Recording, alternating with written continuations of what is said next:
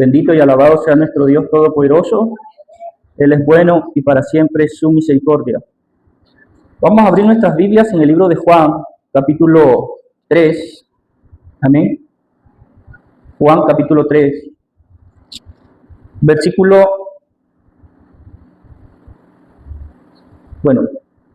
Vamos a leerlo desde el 1 para entender mejor, más que todo el contexto. Pero el tema que vamos a tratar hoy tiene que ver con el reino de los cielos, la vida eterna y eso. Entonces leemos la palabra de Dios en Mateo capítulo 3 y dice de esta manera: había un hombre de los fariseos que se llamaba Nicodemo, un principal entre los judíos. Este vino a Jesús de noche y le dijo: Rabí, sabemos que has venido de Dios como maestro, porque nadie puede hacer estas señales que tú haces si no está Dios con él. Respondió Jesús y le dijo: de cierto te digo, que el que no naciere de nuevo no puede ver el reino de Dios. Nicodemo le dijo: ¿Cómo? ¿Cómo puede ser? ¿Cómo puede un hombre nacer siendo viejo? ¿Puede acaso entrar por segunda vez en el vientre de su madre y nacer?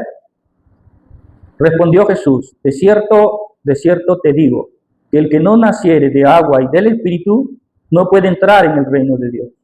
Lo que es nacido de la carne, carne es; lo que es nacido del Espíritu, Espíritu es. Amén.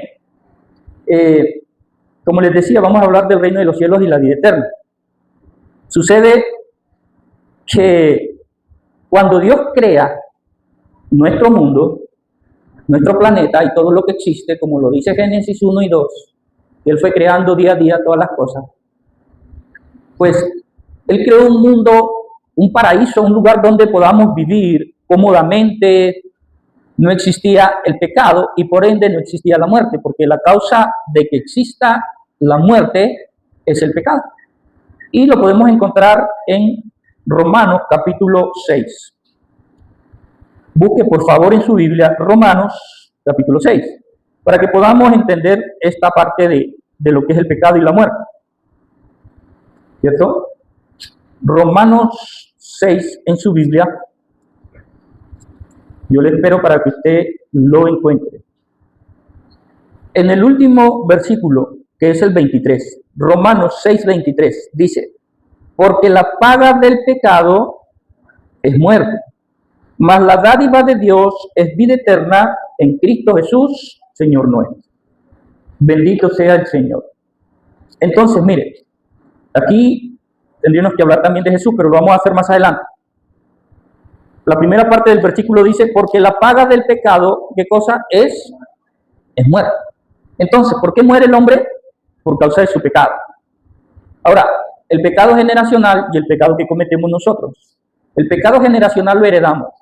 Así como heredamos todo de nuestros padres. Si tu padre es rico, heredas las riquezas. Si es pobre, pues lo poco que tiene. Heredas el apellido, la sangre y todas esas cosas de tus padres. Así también todo lo que le pertenece a él lo heredas también tú. Y este asunto de la muerte y de ese pecado generacional lo heredamos de nuestro padre Adán y de toda esa cadena de padres que podemos venir contando desde Adán hasta hoy, que pueden ser miles, ¿cierto? Entonces, ese es el pecado que heredamos, que es el pecado de muerte. Pero también está nuestro propio pecado. Ahora, ¿qué significa pecado a través de la Biblia o según la Biblia? Es hacer lo contrario a lo correcto. Cada vez que hacemos lo contrario a lo que es correcto, pecamos. ¿Sí? Por ejemplo, si lo correcto es decir la verdad y lo incorrecto es mentir, cuando mentimos estamos, ¿qué cosa? Pecando. Y todos esos pecados constantes nos van destruyendo, van acabando con nosotros. Por eso es que la muerte. Ahora, hay una primera etapa, hay una segunda etapa y hay una tercera etapa. ¿De qué? De nuestra vida. La primera etapa es cuando Dios crea todo y lo coloca en un paraíso. Esa es la primera etapa. Dios crea todo, ¿cierto? Ese es Génesis capítulo 1 y 2. donde dice que Dios creó todo, el cielo, la tierra, el día, la noche, después creó las aguas, separó las aguas de la tierra y después mandó que naciese la hierba y después que nació la hierba y los frutos, mandó que naciesen los animales y finalmente al hombre en el sexto día. Bueno, entonces allí es la primera etapa y en esa primera etapa Dios puso una pareja de hombres, es decir, hombre y mujer. Esa es la primera pareja en el paraíso, que Dios le llamó también Edén.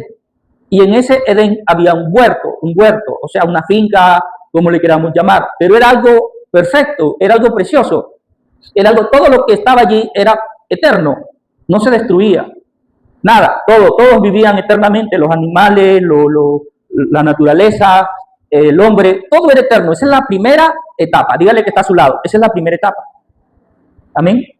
Es la primera etapa. Entonces, de esa primera etapa, todo estaba bien, todo estaba perfecto, todo estaba bueno, todo estaba hermoso.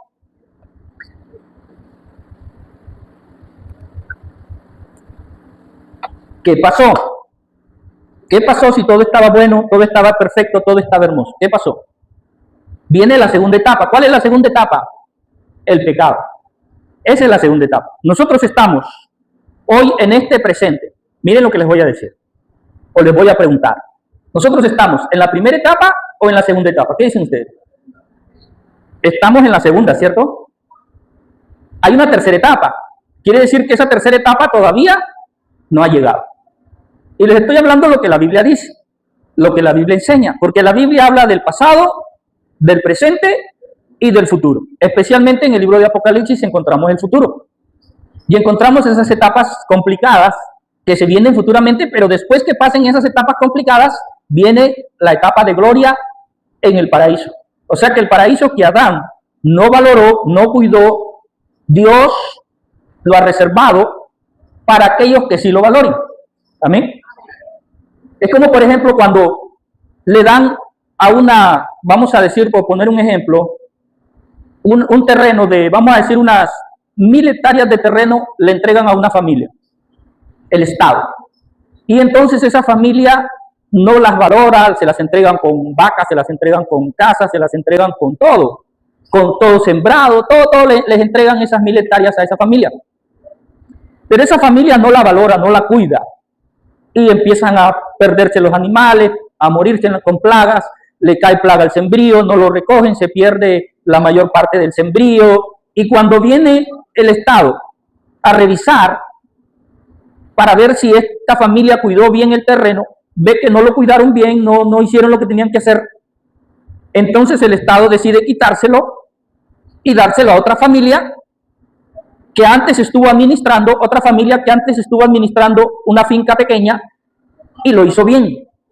Esa familia administró esa finca pequeña, hizo un buen trabajo y entonces el Estado dice, vamos a darle esta finca grande a estos que fueron buenos administradores de una finca pequeña.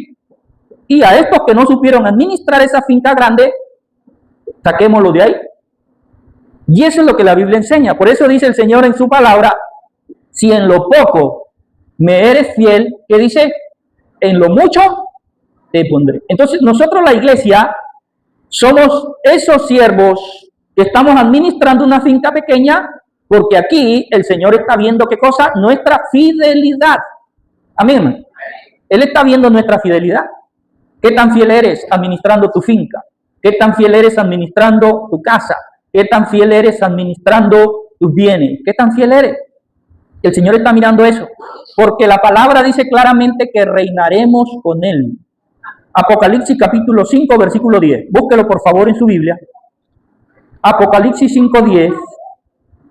Yo quiero que usted mismo lo vea, para que no vayamos a decir después, eso lo dijeron, pero no sé si será verdad. Pero si usted va a la Biblia, va a ver que está escrito, y si está escrito es porque Dios lo dijo. Apocalipsis 5:10 dice, y nos ha hecho para nuestro Dios reyes y sacerdotes y, ¿qué dice? Reinaremos sobre la tierra. Quiere decir que ese paraíso que Dios tiene guardado, no esta tierra, no imagines que aquí vas a reinar, sino en ese paraíso que Dios tiene guardado, donde también está en Apocalipsis 21, mire lo que dice Apocalipsis 21, vaya más adelante, en este mismo libro, Apocalipsis 21, versículo 1, dice de esta manera: vi un cielo nuevo y una tierra nueva, porque el primer cielo y la primera tierra pasaron y el mar ya no existía más. Y yo, Juan, vi la santa ciudad, la nueva Jerusalén, descender del cielo de Dios, dispuesta como una esposa ataviada para su marido. Y oí una gran voz del cielo que decía: he aquí el tabernáculo de Dios con los hombres, y él morará con ellos, y ellos serán su pueblo, y Dios mismo estará con ellos como su Dios. Enjugará Dios toda lágrima de los ojos de ellos, y ya no habrá muerte, ni habrá más llanto, ni clamor, ni dolor, porque las primeras cosas pasaron. Entonces habla de un cielo nuevo, de una tierra nueva, no habla de este mundo donde estamos aquí. Es más, hay pasajes aquí que también vamos a citarlos para que usted tenga una idea clara en Segunda de Pedro. Segunda de Pedro, busquen su Biblia o anótelo, si no le es fácil encontrarlo, anótelo y después lo revisa cuidadosamente en su casa. Mire, Segunda de Pedro, capítulo, alabado sea el Señor, 3, capítulo 3. Dice claramente el capítulo 3, segunda carta de Pedro, versículo 9 en adelante. Dice: el Señor no retarda su promesa, según algunos la tienen por tardanza, sino que es paciente para con nosotros, no queriendo que ninguno perezca, sino que todos procedamos al arrepentimiento. Pero el día del Señor vendrá como ladrón en la noche, en el cual los cielos pasarán con gran estruendo, y los elementos ardiendo serán deshechos, y la tierra y las obras que en ella hay serán, ¿qué cosa? Serán quemadas. ¿Ah? ¿Qué más dice? Puesto que todas estas cosas han de ser deshechas, ¿cómo no debemos nosotros andar en santa y piadosa manera de vivir, esperando y apresurándoos para la venida del día de Dios, en el cual los cielos, encendiéndose, serán deshechos, y los elementos, siendo quemados, ¿qué dice? Se fundirán. Pero nosotros esperamos, según sus promesas, cielo nuevo y tierra nueva, en los cuales morará la justicia. Entonces, me salió un poquito de pronto para explicarles esto, ¿cierto? Del inicio de la enseñanza, porque tenemos que entender también la parte futura. Entonces, el pasado, que es el paraíso donde Adán vivía sabroso, como decimos acá, vivía sabroso Adán en el paraíso, pero de pronto Adán decidió hacer algo muy personal y no hacer lo que Dios había mandado. Es como, por ejemplo, mire, a usted le dan a administrar un negocio, ¿cierto? Y el dueño del negocio le da reglas: a qué horas debe entrar al trabajo, a qué horas debe salir, cuántos empleados debe colocar, a qué hora deben entrar y salir los empleados, a qué hora deben comer. O sea, hay reglas, hay reglas. Entonces, el administrador al principio obedece todas las reglas y el negocio camina como el dueño ha mandado que camine. Pero llega un momento que el administrador ya no obedece las reglas. Llega tarde, abre tarde el negocio, hay días que no lo abre, se pone a beber, se gasta la plata que no es de él, que es del dueño del negocio. Y cuando viene el dueño del negocio a ver su negocio, lo encuentra cerrado. ¿Y dónde está el administrador? Borracho. Y los empleados no les ha pagado y se han ido. ¿Qué va a hacer el dueño del negocio? Lo va a echar, ¿cierto? Y va a poner a otro que sea serio, lo va a poner a administrar. Y eso es lo que pasó con Adán. Dios le dio un Edén, Dios le dio un paraíso, Dios le dio un lugar donde la humanidad, los hijos de Adán, toda su familia, pudieran vivir para siempre y felices. Pero Adán, ¿qué hizo? Fue un mal administrador. Dígale que está a su lado. Adán fue un mal administrador. Y eso causó lo que hoy estamos viviendo. Causó que el mundo se corrompiera. Causó que el hombre se vuelva mentiroso, que el hombre empiece a odiar, a aborrecer, se vuelva envidioso, borracho, drogadicto. Y todo lo malo que vemos en el ser humano fue causado por la desobediencia, por no seguir las reglas que Dios había colocado. Dios dejó sus reglas, sus mandamientos, y le dijo al hombre: si tú sigues estas reglas, si tú sigues estos mandamientos, vivirás para siempre y seguirás viviendo en este mundo hermoso que yo te he dado. Pero el hombre, ¿qué hizo? Desobedeció. Dígale que está a su lado, desobedeció. Por eso dice la palabra: la paga del pecado es muerte. ¿Y dónde estamos hoy? Viviendo la etapa segunda, que es la etapa del pecado y obviamente la muerte. Por eso el hombre muere. ¿Hay algún hombre que no muera? Todos mueren. El mismo Jesucristo, que nació en este mundo, en esta segunda etapa, tuvo que morir también. Porque nació en la etapa donde reina el pecado y la muerte. ¿Sí? Entonces nosotros estamos en esta segunda etapa. Y aquí Nicodemo viene a Jesús buscando ¿qué? La primera etapa, no, porque ya pasó. La segunda etapa, no, porque él ya estaba en la segunda etapa. ¿Qué buscaba Nicodemo entonces? La tercera etapa. Lo que hemos leído en Apocalipsis, cielo nuevo, tierra nueva, donde reinaremos con el Señor. Los que somos buenos administradores aquí, el Señor allá nos pondrá a reinar. Eso es lo que buscaba Nicodemo. Dígale que está a su lado. Nicodemo buscaba la tercera etapa.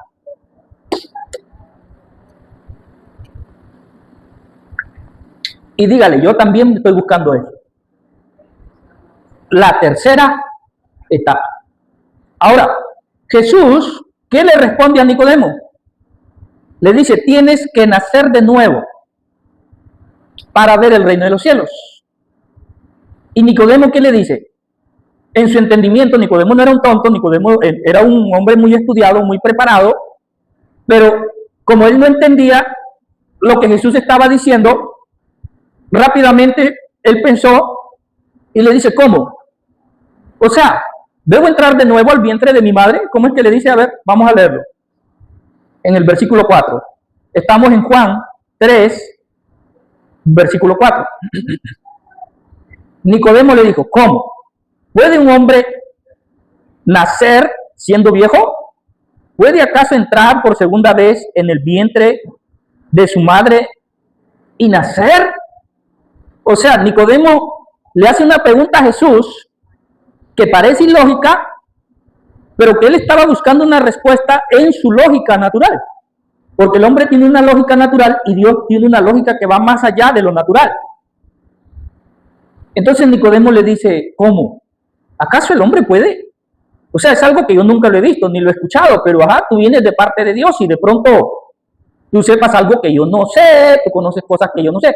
¿Es posible que el hombre pueda nacer de nuevo entrando otra vez al vientre de su madre? Y ya un hombre siendo viejo. Primero que ya es viejo, o sea, ya está para morir. Y segundo, volver a entrar al vientre de su madre y salir, o sea, como una reencarnación, reencarnarse. Tal vez porque eso se ha escuchado siempre de la reencarnación, que como el hombre es un alma, un espíritu, dicen por ahí, que puede reencarnarse en otra persona y volver a la vida.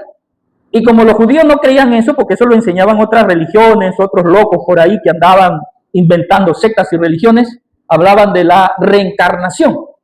Y Nicodemo como que, por ahí dijo Nicodemo como que me está hablando de eso, reencarnarme de nuevo. Pero Jesús no hablaba de una reencarnación, porque el tema de Jesús no era algo carnal, sino espiritual, que tenía que ver con la naturaleza de pecado y de arrepentimiento de pecado. Es decir, cuando el hombre, mira, aquí también vamos a hablar del hombre.